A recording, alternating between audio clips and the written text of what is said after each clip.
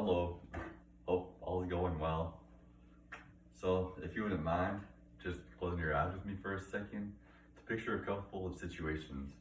So, imagine a veteran coming home. He's been honorably discharged, but he has an injury and he can't work. Or even a mother with some unforeseen circumstance coming up, and it's just her and her child and all her money going towards that child. Now, there's many other situations, but they all lead up to one thing. So there are many people who are unable to work that need to all pay living expenses. It's sometimes not enough. They can't even get a steady flow of food for themselves and for others in their life. They are part of the problem, food insecurity. Thanks to this class and the service learning portion of it, I have had the opportunity to volunteer at food banks. I looked deeper into the websites and helped in warehouses. I became more informed on situations and the goal through research, other frequent volunteers, and even employees. It made me realize that the fight for the cause was real, and that I now know that I want to help spread the news and help resolve the problem. You have most likely heard of this problem before today, but I want to take it even further in knowledge and maybe even present to you a possible solution. There is a problem that needs to be resolved. Today, I will state causes of food insecurity,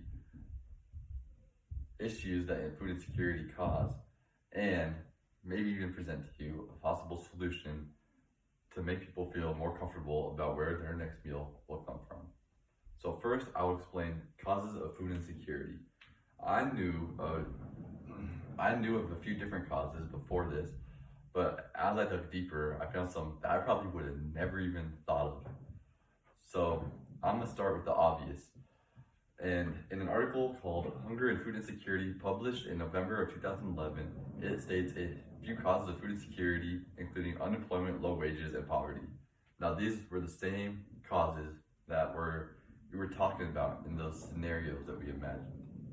Now, they're all similar in their relationship to food insecurity in the fact that people don't have enough income, or the income is just not enough to get food, a steady flow of food.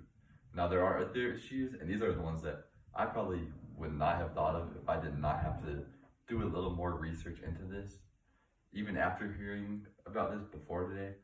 But these issues are like, they have a steady income, but most of it goes to high living costs, housing costs, or medical costs and health costs.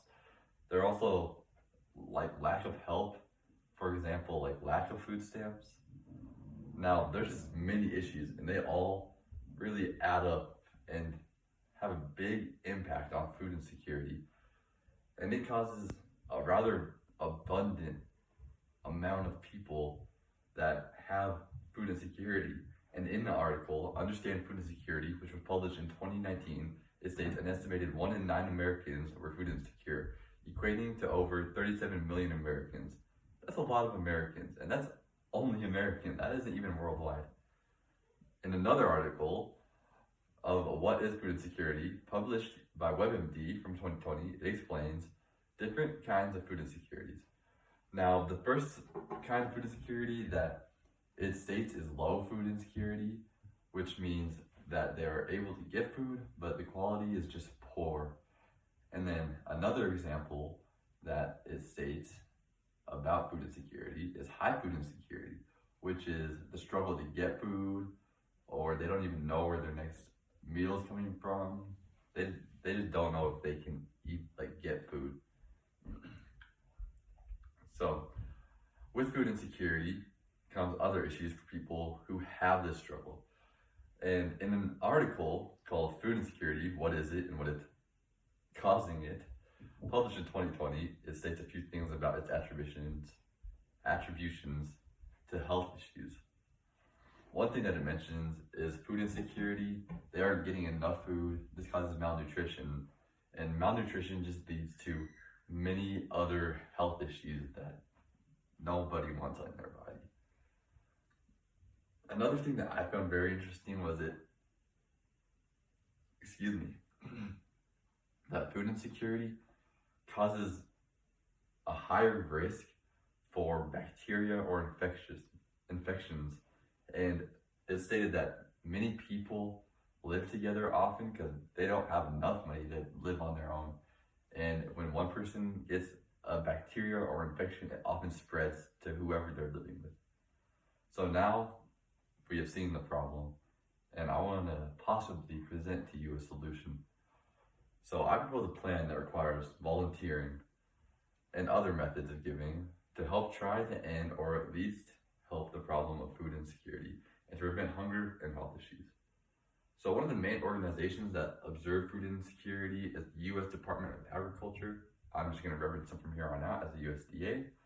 In the USDA website, they have a food security page that states that they monitor it through basic and applied research and support for improved market information and statistics and analyses.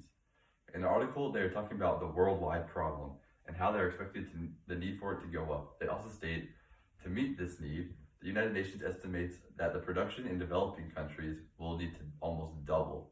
That's a lot. Now, the best way to increase food insecurity is to help get food to others. This could be done in different ways. In an article, 5 ways you can help battle food insecurity and malnutrition, written by Marquita Lewis, it states that you can donate money, start at a food bank, or volunteer. It also states other things that I'm not going to get into today. After my own time volunteering, I can say that I believed this helped, and I saw other people donate money while I was there, and I believe that helped. Everyone says thank you. Now, you may wonder why people don't help more. So I often hear people say, why doesn't that person just get a job? They don't know. We don't know what they're going through, what they have gone through. So some people do not want to help because they think, oh, that person can get help themselves. Another reason is because they don't know why, and that's why I'm here, to give a few examples of how you can help. So there are a few disadvantages with helping with this cause. So again, my solution would be based on volunteering, trying to get more volunteers in. And a big disadvantage with that is that time and money are not always available to just give away. There are many advantages, and that would be that many people would get food easier, and the food would be better quality, and it would just improve their quality of life. So I want to leave you today with these thoughts and hope that I have convinced you that we must do more to reduce food insecurity and hopefully even persuaded you to volunteer for yourself. I have talked about issues with food insecurity and presented to you my solution. That could have many people feel more comfortable about where their next meal will come from. Now, volunteering and donating could often be a struggle, but it could help resolve this problem.